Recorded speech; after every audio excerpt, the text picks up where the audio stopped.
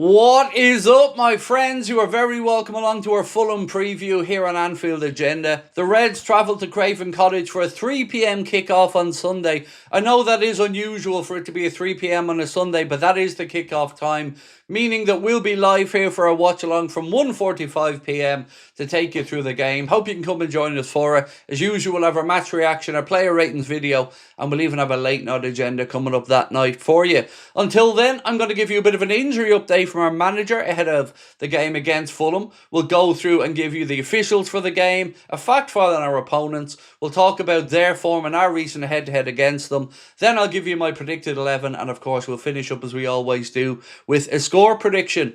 I do want to know your thoughts, ladies and gents, so let me know in the comment section. Drop a like if you enjoyed this video, and don't forget to hit that subscribe button. So look, let's get stuck into it. We're going to start off with an injury update from Arna ahead of the game, and this is what he said, especially about Joe Gomez and Endo. He said, I expect Joe to train with us on Friday, Endo not yet. Again, I think to see we had 4 players on the bench against Leeds that haven't played any minutes in the Premier League, and these players are just keep going with so many games. If anybody was like, why is he taking off Florian Wirtz, for example, 2 days after the Wolves game, he felt his hamstring too much. That's why he didn't train on Wednesday. So we're basically saying that he was protecting Wirtz, which I totally understand. The workload on the players is going to be a lot, which is why, you know, the fact that we don't have really competition in some areas of the pitch, to me, will lead to players being overplayed and, unfortunately, a few more injuries. We know Giovanni Leone, of course, is out long-term. So, other than that, I think we are where we are with the injuries. And Alexander Isak, of course, being out with that fractured leg. So, that's the update from the manager on the injury front. Now, let's have a look at the officials who have been appointed for the game against Fulham. So, remember, it is a 3 p.m. kickoff on Sunday, 4th of January at Craven Cottage. The referee, Craig Houlden, his assistants, Lee Betts and Matt Wilkes. Samuel Barrett will be the 4th official. Andy Madley on VAR. And Craig Taylor will be the assistant VAR. Next up, a bit of a fact file on our opponents. Fulham have won this exact fixture 3-2 last season, winning consecutive home league games against Liverpool in May 2007. Fulham were one of just 3 teams that failed Liverpool that failed to beat their Premier League title-winning campaign last season, along with Nottingham Forest and Arsenal. So, Forest, Arsenal, Fulham, the only teams the Reds failed to beat in their league-winning season. Fulham have won just one of the last 19 Premier League games against the reigning champions, drawing 3 and losing 15. Head-to-head, as you can see, Premier League 24-25, it was Fulham 3, Liverpool 2, like we just mentioned a moment ago. And the reverse fixture was Liverpool 2, Fulham 2. So it tends to be a game that has plenty of goals in it. Premier League 23-24, at Craven Cottage, it was Fulham 1, Liverpool 3. And let's hope for something along those lines on Sunday. And at Anfield, it was Liverpool 4, Fulham 3, and a bit of a classic. Fulham's recent form coming into this one, ladies and gentlemen. Premier League, it was Crystal Palace 1, Liverpool 1. Premier League, it was West Ham 0, Fulham 1. In the Premier League again, it was Fulham 1, Nottingham Forest 0. Newcastle 2, Fulham 1. And Premier League, it was Burnley 2, Fulham 3. I think Connor's made a mistake with the first graphic there. But let's just all pretend we didn't see the first scoreline and just imagine it as a Liverpool victory. Because that's the best way forward, isn't it? You know what happens on this channel. Hashtag blame Connor if there's a mistake. This time, it genuinely is his. But usually, it's probably mine somehow. But we'll pretend it didn't happen. We'll all move on together. Now let's get to the fun stuff. The predicted 11, which will have all Liverpool players in it. I can promise you that one. So I'm going to start off with the goalkeeper, ladies and gentlemen, before we move into the 2 centre-backs as well. No surprises here. Alisson Becker will be in goal, and it'll be Ibrahim Konate and Virgil van Dijk as the 2 centre-backs, quite simply because, as you know, we don't have enough players yet. Joe isn't back fully fit, and we don't really have any other centre-backs. So they'll be your centre-back pairings. And to be fair to both of them, they did keep a clean sheet against Leeds, and I thought Konate played very well.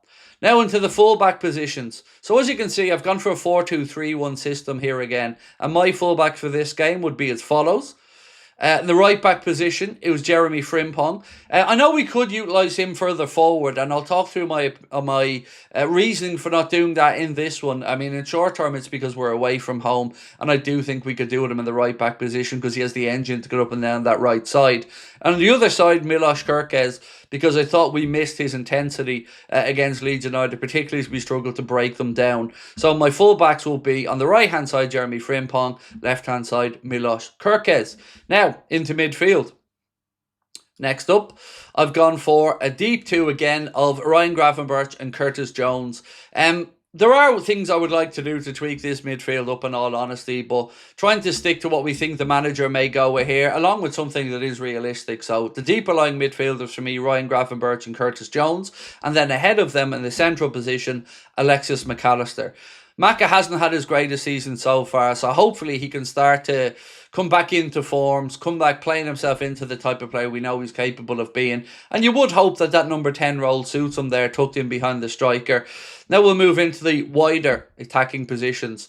So I've gone for Dominik Szoboszlai on the right-hand side and Florian Wirtz on the left. And again, I come back to relationships.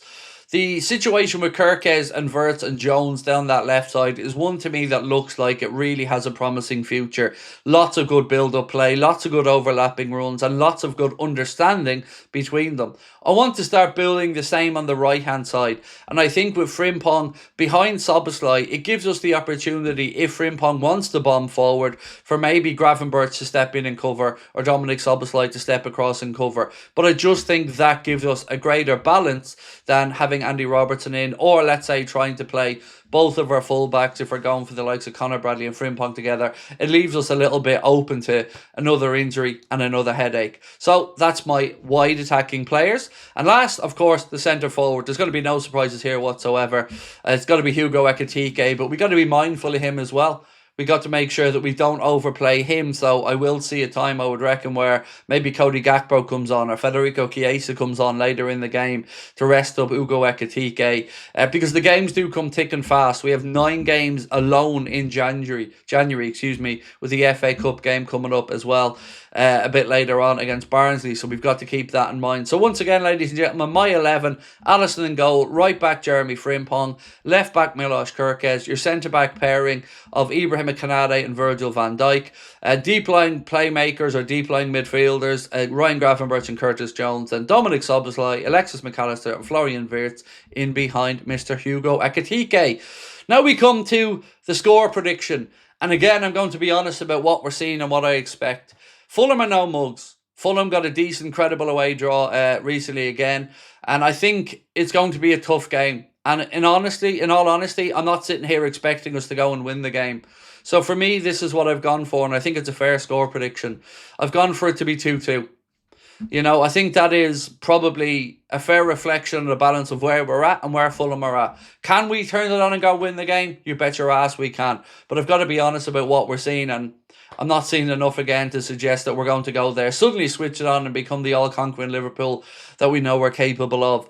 So that is it from me for now, ladies and gentlemen. A reminder, we will have a predictions game going as well for this one with our friends on Big Up, but you'll see me promote that and other videos moving forward. If you'd like to join the Anfield Agenda WhatsApp, specifically with this being the month of January and the transfer is going to be coming thick and fast, well, make sure you scan the QR code in the bottom corner of this video. That's where you will see the code to bring you to the Anfield Agenda WhatsApp. It is, of course, completely free for you to join. We often put in polls in there to help you shape the future of the channel, to get opinions on what you're thinking about certain players or positions, transfer news, sponsorship stuff that we work with, and a few terrible Craig jokes in there along the way as well. We've already got over 16,500 people in the Anfield Agenda WhatsApp, and thank you so much to everybody for your continued support. That's it, my friends. Let's hope we can get back to winning ways against Fulham, but for me, in all honesty, I think the 2-2 draw is probably fair, but do let me know in the comments whether you agree or disagree. We'll talk soon. Much love.